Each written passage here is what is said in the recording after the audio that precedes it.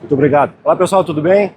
Bom, é um prazer estar aqui com vocês, compartilhar um pouquinho dessa metodologia que a gente tem aplicado em algumas empresas, né? Então, vou apresentar rapidamente, já teve uma breve apresentação aqui. Então, eu sou o Jorge Eich, sou CEO fundador da Coblue, também sou mentor de um dos programas aqui do Estado chamado Startup EC. Por esse programa, já mentorei mais de 490 startups. Também sou mentor do MidTech, toda a rede MidHub também. Então, assim, a gente construiu estratégia de algumas startups também aqui pelo Estado.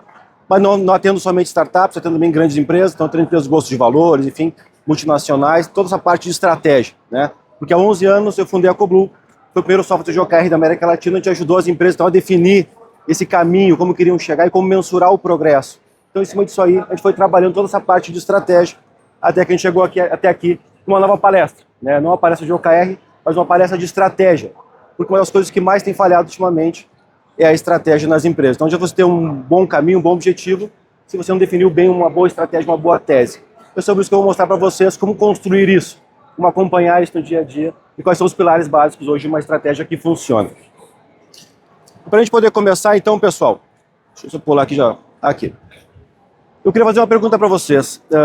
Você pode erguer a mão para me responder aí, porque hoje vocês sentem que a empresa de vocês ela possui uma estratégia, é claro o que fazer para crescer, ou ela apenas arrota alguns números?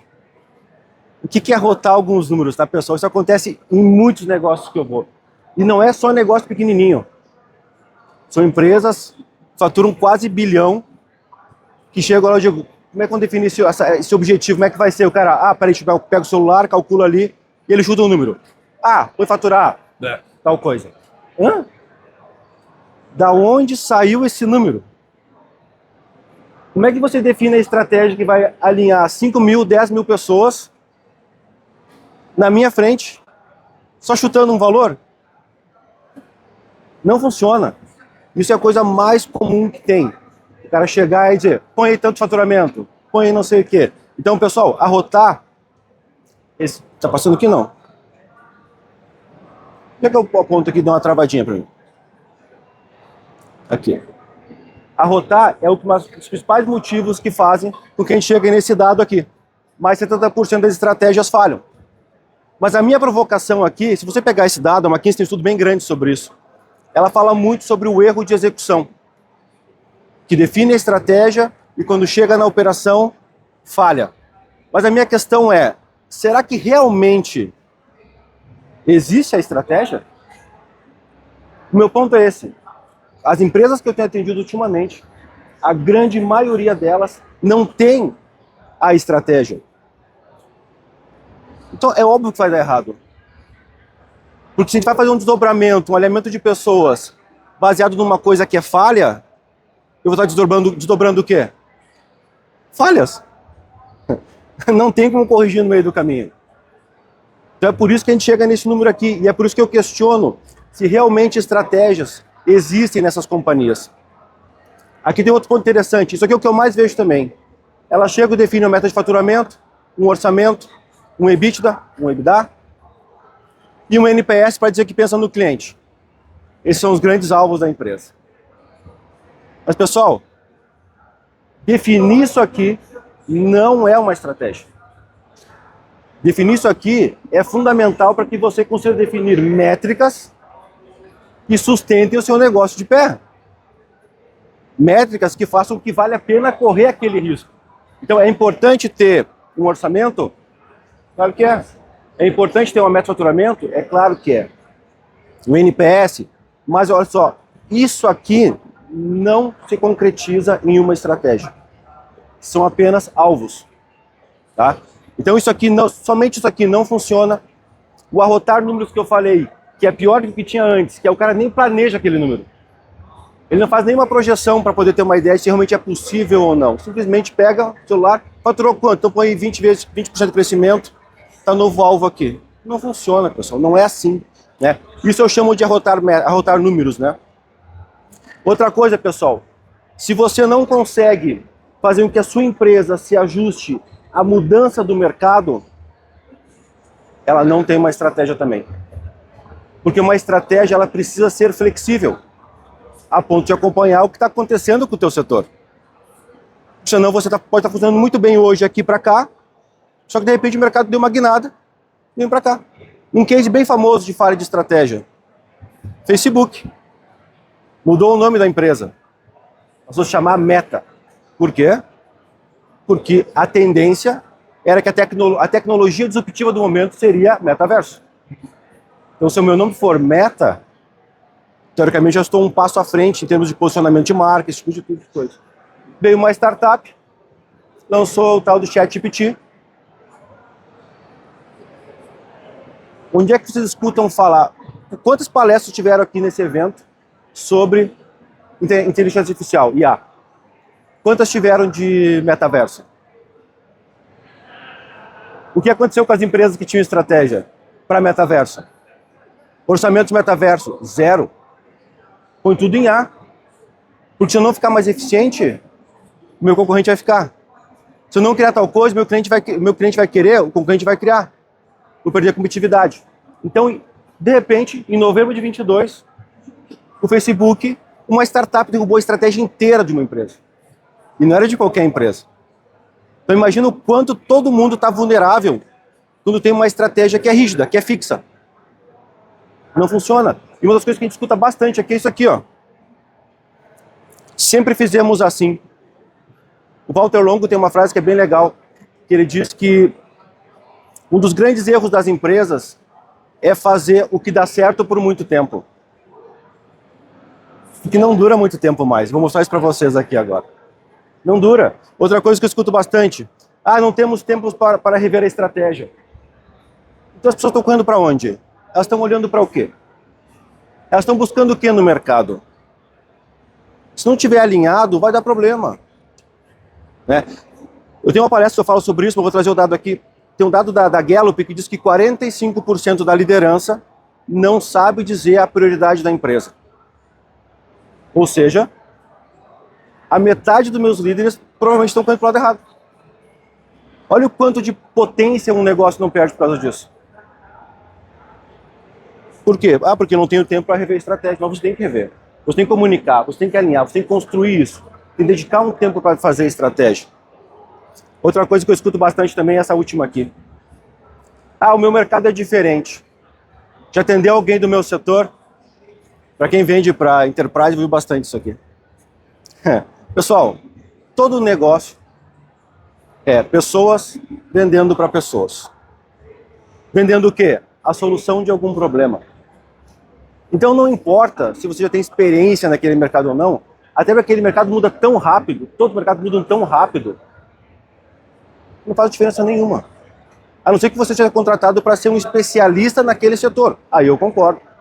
Mas geralmente quando a gente trabalha num nível de resolver um problema específico, você está resolvendo um problema daquele setor. É uma metodologia que você implementa, é uma visão nova que você traz, é uma transformação das pessoas que você gera. Ou seja, você está trabalhando num outro nível, que é o nível de transformação de todo mundo, não é de mostrar o caminho.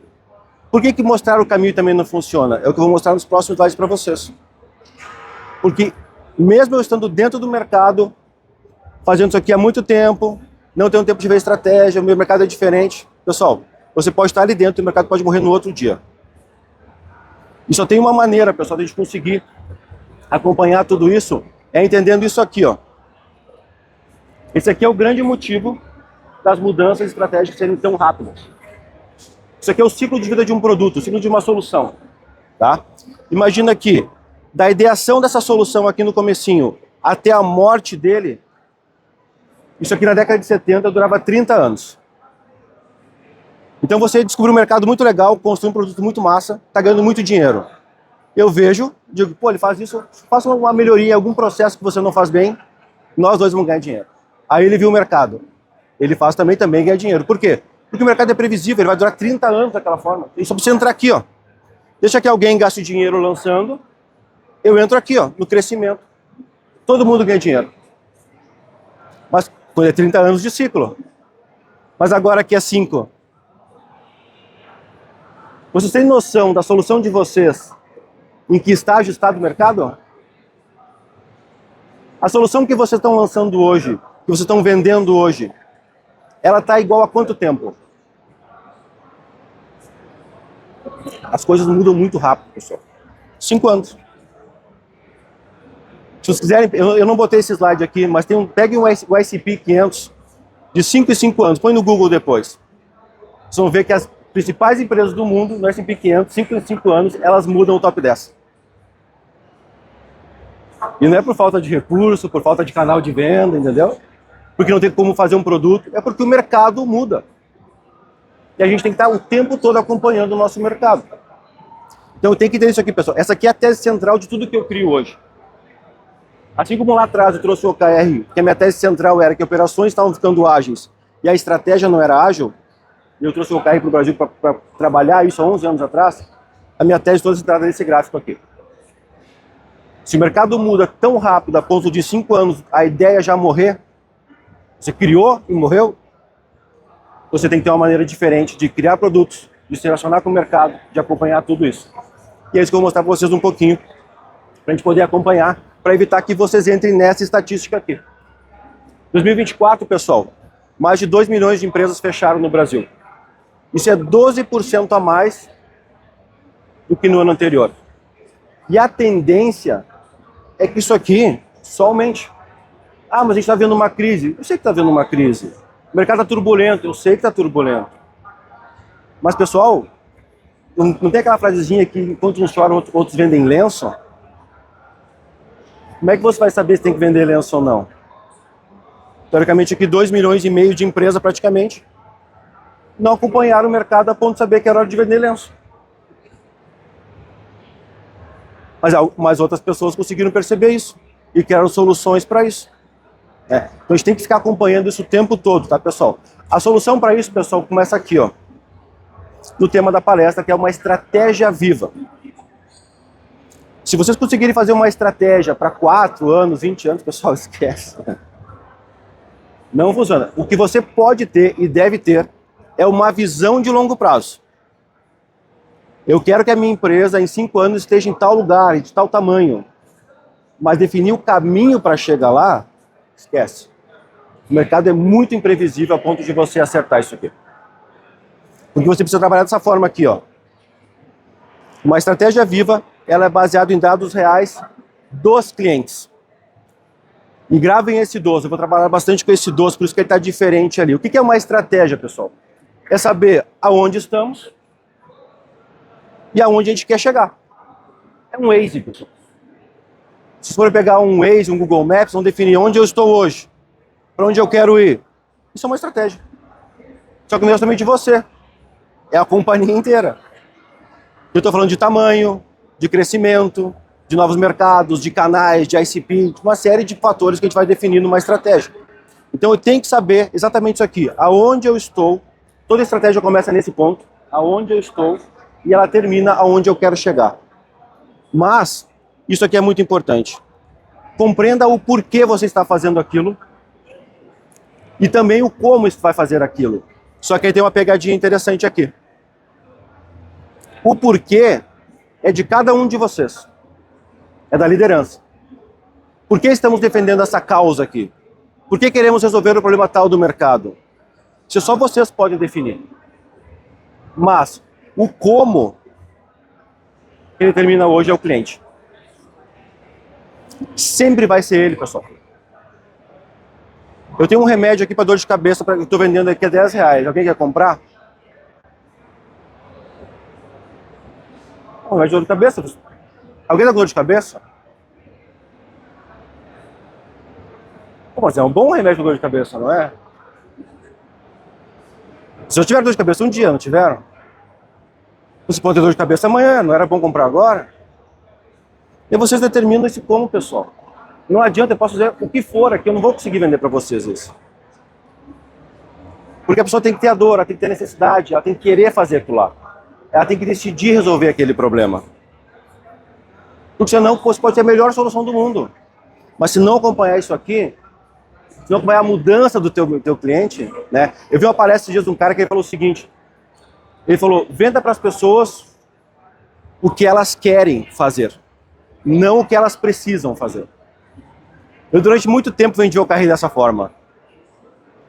Não, vocês têm que fazer assim, porque a metodologia é dessa forma, assim funciona melhor. Mas o cara não quer fazer daquela forma. E eu ficava indignado com o cliente. Né? Sabe que o cliente é burro, né? O burro era eu na história, não era ele. Eu não conseguia perceber isso. Né? As pessoas precisam malhar? Precisam. As pessoas precisam comer bem? Precisam. Mas é mais fácil fazer isso ou comprar a injeçãozinha nova lá? O que vende mais hoje? O atalho. É o que as pessoas querem. Então tem um mercado monstruoso. Então, conseguir descobrir o que o teu mercado quer naquele momento, lembrando que ele muda muito rápido, é a chave aqui para todo o resto. Né? É conseguir acompanhar esse como. E é por isso que existe uma diferença, tá? Entre foco no cliente e foco do cliente. Existe um outro nível de empresa ainda, que fica mais para cá, que é empreendedor cêntrico. É o que eu quero e ponto final. É que eu estou vendo isso aqui, vou fazer isso aqui, ponto final. Mas o mercado depois vai se adaptar. Ok, existe isso. A evolução disso é esse primeiro ponto. Uma empresa que tem o foco no cliente. Mas qual que é o problema do foco no cliente? É a minha visão sobre ele. É a minha visão sobre você, sobre você, sobre você. Ou seja, é o como eu enxergo em cima do meu contexto, da minha realidade, e eu vou determinar o que eu acho que vocês querem. Então eu foco no cliente. Qual que é o último nível agora que a gente trabalha? O foco do cliente. É trazer a voz dele, sem viés da liderança, para dentro da operação, para dentro da estratégia, para dentro da tática. Esse é o último nível que a gente consegue trabalhar para poder ser competitivo por mais tempo, para poder mapear as oportunidades que tem ali no mercado. Né? Como é que a gente vai fazendo isso aqui então, pessoal? Como é que eu sei o que o cliente quer resolver? Né? Pesquisa. Não tem nada mais simples e mais impactante do que uma pesquisa. Mapear isso, descobrir isso, descobre o que ele quer. O grande segredo aqui, a grande diferença, é que ela precisa ser bem estruturada. Ela tem que trazer para você as dúvidas que você tem. Tem que trazer para você as respostas sobre aquilo que você não sabe do teu cliente. E é aqui que muita gente erra, porque constrói grandes questionários, grandes coisas que não respondem nada. Fica lá um monte de dados empilhado e o que eu faço com isso? Por onde eu começo? Então, definir uma estrutura dessa pesquisa é a chave. Eu vou mostrar como é que a gente faz aqui para vocês. Um dos primeiros projetos que a gente trabalha chama-se Jobs to be Done. Alguém aqui já ouviu falar de Jobs to be Done? Erga a mão, por favor, vamos fazer quem já ouviu falar. Legal. Existem duas linhas de Jobs to be Done, tá, pessoal? Existe Jobs to be Done, que é utilizado em times de UX e UI, para melhorar a experiência do usuário. Então, eu preciso que vocês cliquem no botão tal. Clicou, atingiu o job. Ele fez o trabalho que tinha que ser feito. Né? O que eu estou falando aqui é o Job to be Done estratégico. Tá? Que é o Job to be Done do Craig Christensen, que é um professor, ele era um professor de Harvard, ele faleceu já, que foi o cara que cunhou o termo disrupção. Foi ele que criou esse termo para o mercado. E também cunhou o termo Jobs to be Done. Ele que definiu essa metodologia. Que basicamente diz o seguinte: as pessoas não compram produtos ou serviços. Elas contratam soluções para terem progressos na vida dela. Sair do ponto A ao ponto B. Se você pode ter o melhor produto que for, não entregar para o teu cliente esse progresso, ele vai cancelar. Se for uma assinatura, ele não vai renovar o contrato. Por quê? Porque o que ele quer é ter esse progresso junto com você. Ele precisa sair de um lugar e chegar em outro. E esse progresso chama-se Jobs to be Done. Mapear isso é fundamental. E eu preciso entender também aqui, ó, que é onde ele quer chegar lá. Deixa eu voltar aqui. Que no meio dessa jornada toda, nesse caminho todo do usuário aqui, do meu cliente, até ele atingir o job dele, existe uma série de problemas. A nossa missão como empreendedor é descobrir o progresso e eliminar os problemas no meio do caminho. É por isso que a gente cria soluções para problemas. Só que o meu convite para vocês é ampliar a visão de vocês, não olhar para o problema que vocês resolvem, olhar para a transformação que vocês fazem. Vocês precisam levar o cara de um lugar até o outro. Né? E aí existem alguns elementos complementares a isso aqui, porque só mapear isso aqui também é um grande desafio. A gente fez uma pesquisa na Coblu para mapear os Jobs to be Done, a gente mapeou 48 Jobs to be Done. E agora, como é que eu sei qual que eu vou focar? São 11 anos no mercado, 10 módulos de gestão, 48 jobs. E agora? Então você começa a ter que enriquecer isso aqui. Começa a ter que melhorar aquela informação. Aí nós criamos um indicador, pessoal. Chama-se ICANN. Porque hoje não existe no mercado nenhuma métrica sobre o teu cliente. Ah, mas e o NPS? O NPS é se você me indicaria. É sobre mim. Ah, e o CSAT? O SAT satisfeito? Satisfeito com o quê? Com o meu serviço? É sobre mim. O ICANN não quer saber de serviço. O ICANN não quer saber se você me indicaria ou não. Eu quero saber o seguinte: o quanto você concorda na sua expectativa, na sua visão, que você está atingindo a necessidade que você tinha, que você está progredindo como você gostaria. Quando eu tenho esse dado conectado a um job to be done, eu consigo saber se a expectativa do progresso está acontecendo ou não. Eu consigo saber se eu devo focar em vender mais, se eu devo focar em inovação de produto.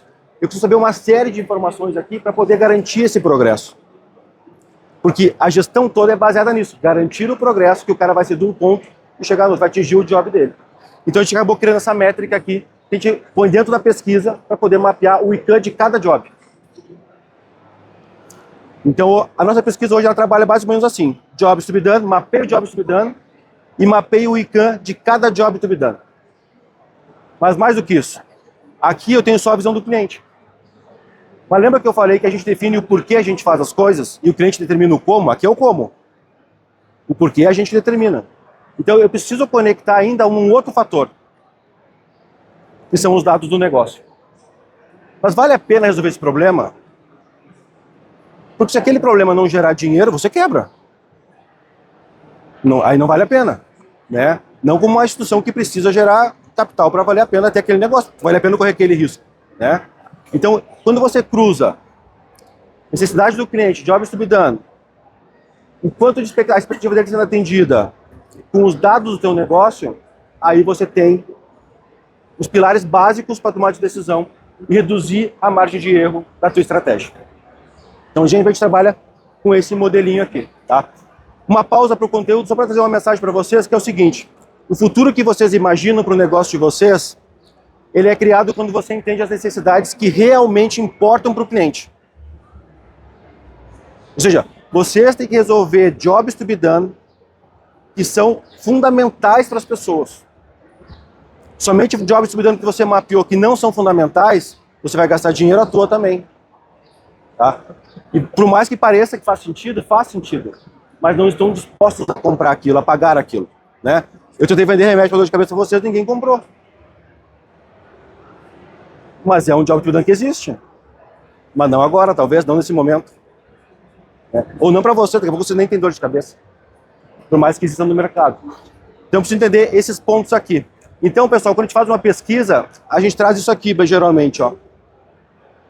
Essa aqui que eu falei, eu preciso estruturar, essa aqui é a estrutura que a gente monta. Então, eu tenho necessidade, aqui vai estar um job to be done, e eu tenho as métricas, ó. Quantos clientes meus querem atingir aquilo lá? Quanto por cento de impacto de receita isso gera? Qual que é o ICANN dessa necessidade? Tudo isso aqui conectado gera um fit do quanto vale a pena focar naquilo ou não. O quanto de sinergia que lá tem com o teu negócio e com a tua base de clientes. E aqui tem mais um ponto importante. A coisa mais importante que vocês têm hoje é a base de cliente de vocês. É a coisa mais difícil de construir. Produto é commodity. Ah, vamos criar um SaaS. Pô, agora tem as IAs que criam um SaaS. Então, mas eu crio um... Pessoal, isso é muito fácil de fazer. Agora, constrói uma comunidade em torno do problema, em torno de um propósito comum. Olha o quanto complexo é isso. Olha o quanto difícil é convencer alguém a comprar a briga junto contigo. Então, quando você constrói isso, esse é o centro de tudo. É por isso que existem hoje muitas estratégias que são centradas em comunidades para crescer. Eu construí uma comunidade, agora eu vou trabalhar em cima daquilo ali. Eu tenho uma Venture Builder chamada Winners, que é que criou essa solução aqui. Como é que eu trabalhei isso aqui? Em cima da minha base de Coblu. Eu peguei os 11 anos, quase 12 anos de Coblu e comecei a descobrir dores que meus clientes tinham, além de gestão, além de OKRs e além de RH, além de avaliação de cultura, desempenho, além disso. E através disso a gente criou uma série de soluções para essas pessoas baseadas naquilo, mas são clientes que já confiam em mim. Já são meus clientes há muitos anos. Então eu pego aquela comunidade e vou trabalhando ela para expandir novas soluções para aquele mercado, né? Em cima disso aqui tudo, pessoal, eu consigo definir segmentos, ICPs, buyer persona, eu consigo trazer uma série de métricas para orientar toda a minha tomada de decisão também. Fica muito mais fácil de trabalhar, tá? Tudo certo aqui, pessoal? Olha só. Necessidade 6, fit 1%, 9, 6. Olha a necessidade 11, 86% de fit. Necessidade 3, 4% de fit. Tudo isso aqui eu vou trabalhar na minha tomada de decisão estratégica depois, né? Porque assim, pessoal, isso aqui é uma outra coisa interessante, ó. O pessoal confunde, lembra que eu falei que só ter um número não é ter uma estratégia? Uma estratégia é ter uma tese. Eu preciso ter uma tese que defina como eu vou fazer as coisas, né? Eu vou trazer alguns pilares para vocês aqui dessas teses que a gente trabalha, que é legal vocês copiarem para aplicar no negócio de vocês. A primeira delas são as aspirações estratégicas, que é o porquê estamos fazendo aquilo, né? Vai ter um propósito, vai ter um grande objetivo estratégico, um grande sonho, uma grande meta, um grande número que você quer alcançar, né? Ou seja, eu tenho que conseguir descobrir o porquê estamos fazendo aquilo lá. O segundo ponto, pessoal, para poder eliminar esse viés, esse achismo, é definir com base naquela pesquisa aonde nós vamos jogar. Qual que é o ICP melhor para a gente trabalhar nesse momento? Quais são os melhores canais de venda? Quais são os principais influenciadores que a gente tem que atacar nesse momento? Mas sempre em cima de um dado, para que todo mundo consiga olhar para o mesmo mercado da mesma forma. Lembra que eu falei que 45% da liderança olha o mercado diferente? Vai acontecer isso se você não tiver essa clareza sobre aonde vamos jogar nesse momento. Pessoal, nesse momento, nós vamos eliminar o ICP tal. Na Comum teve um momento que eu tive que escolher entre abrir mão de um ICP. Eu descobri que tinha um determinado número de colaboradores que a empresa poderia ter. Que acima daquele número de colaboradores, acima de 15 mil colaboradores, a Comum naquela época não valia a pena vender para aqueles caras.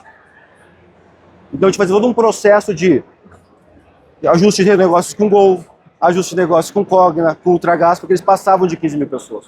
Tinha que preparar toda uma estratégia para aquele momento lá. Porque a solução não tinha fit com aquele perfil, por mais que já fossem meus clientes. E por mais que tivesse um bom cheque. Mas atrapalhava na operação do negócio. Outro ponto interessante aqui, pessoal. Competências necessárias.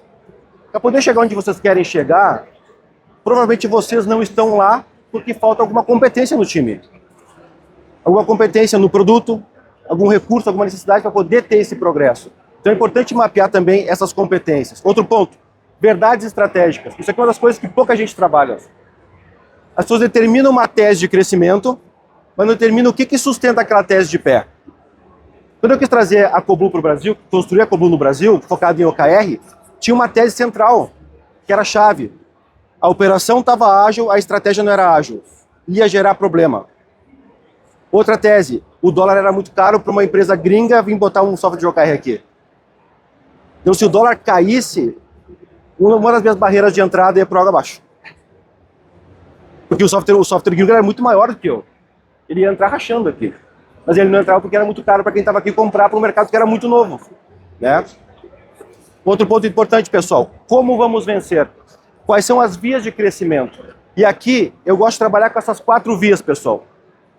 Você precisa trabalhar posicionamento e autoridade, uma estratégia de vendas, uma estratégia de inovação, ou se você for uma startup, Product Market Fit. E a última, que pouca gente trabalha também, mas eu gosto muito, que é o deixar ir. Se o mercado é dinâmico e muda muito rápido, eu preciso eliminar coisas do meu modelo de negócio e estrategicamente também.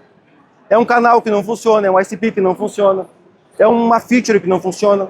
A gente criou uma feature na Coblu, por exemplo, da pandemia, que fazia muito sentido para aquela época. Hoje não faz mais. Então, geralmente, eu monto um organograma estratégico dessa forma. Eu coloco o posicionar em cima, a autoridade em cima, as outras vias de crescimento abaixo delas. Tá? Se eu quero tirar uma fotinha só para... Deixa eu voltar aqui.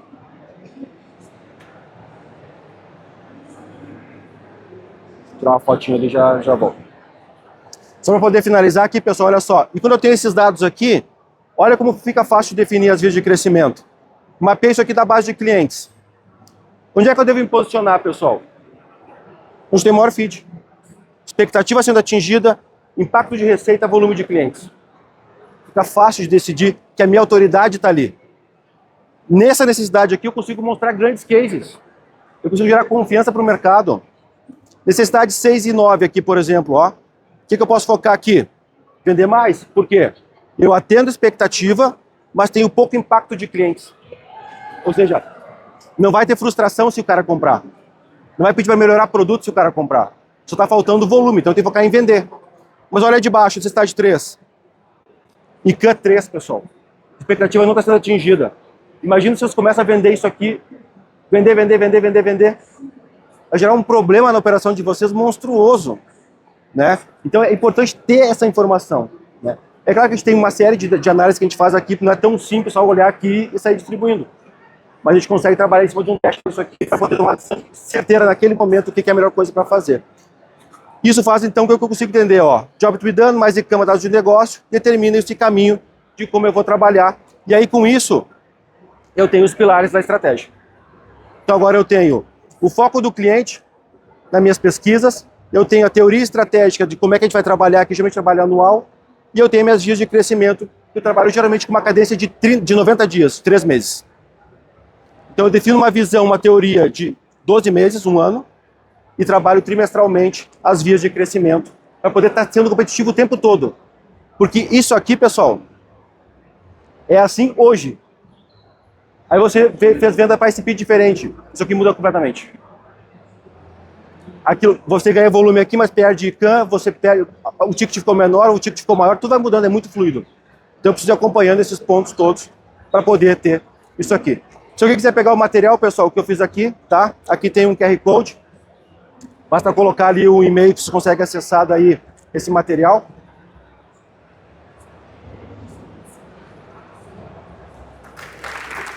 É isso aí, muito obrigado.